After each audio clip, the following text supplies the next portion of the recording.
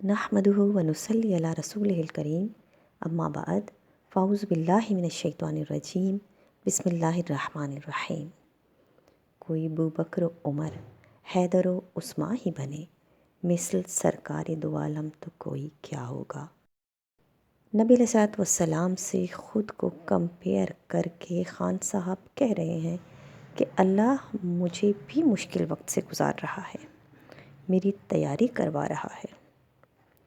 शर्म नबी, खौफ खुदा, ये भी नहीं वो भी नहीं। इसको ये पता ही नहीं कि अंबिया तो पैदाइशी मासूम होते हैं। अंबिया की आजमाइश रब अज़्ज़ा वजल की तरफ से उन पर रहमत ख़ास होती है, जबकि इंसानों की आजमाइश उनके गुनाहों की बख्शिश की वजह और सब्र करने पर अजर मिलने की वजह बनती है। लेकिन एक बात इसने दुरुस्त कही कि अल्लाह अज़्ज़ा वजल इसकी तैयारी करवा रहे हैं जहन्नम के लिए, क्योंकि जो ख़ुद को नबी से कंपेयर करे और किसी भी रसूल के होने का इनकार करे तो उसका ठिकाना सब जानते हैं। जनाब खुद भी ज़ोर शोर से तैयारी में लगे हैं। अब मुझे भी मुश्किल वक्त से गुजार रहा है, देख लीजिए, मेरी तैयारी करवा रहा है जिस तरह उसने नबी की तैयारी करवाई, मेरी तैयारी करवा रहा है जिस तरह उसने नबी की तैयारी करवाई। एक मेरा कोई ईमान नहीं था अल्लाह में, मेरा कोई ईमान नहीं था अल्लाह में, मेरा कोई ईमान नहीं था अल्लाह में, मेरा कोई ईमान नहीं था अल्लाह में। मैं खान साहब अलल ऐलान ये बता रहे हैं कि इनका ईमान नहीं था, फिर ये भी तो सबूत नहीं दे रहे कि फिर कब इन्होंने कलमा पढ़ लिया और ईमान ले आए। शरीयत का कानून है कि ऐलानिया गुनाह के लिए ऐलानिया तौबा करे, ऐसा तो हुआ नहीं। तो इनको चाहिए पहले तो ख़ुद को ईमान वाला साबित करें।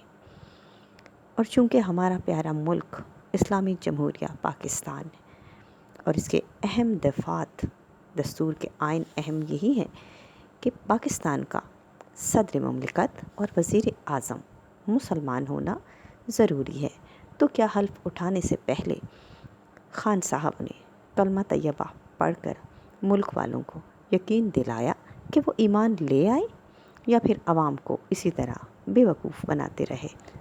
फिर ऐसा हुआ कि खान साहब हमारे सरों पर मुसल्लत किए गए, हल्फ उठा रहे हैं। पूरी कौम ये नज़ारा देख रही थी। अब दोबारा देखें, वज़ारत पे आते ही आवाम को पहला धोखा, और अल्लाह ताला ने ऐसे नुमाया किया कि इसके इरादे साफ सुनाई देते हैं।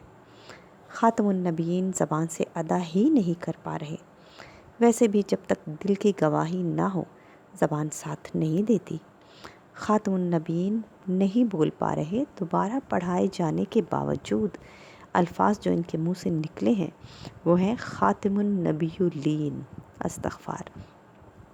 रोज़े क़यामत को कहा रोज़े क़यादत।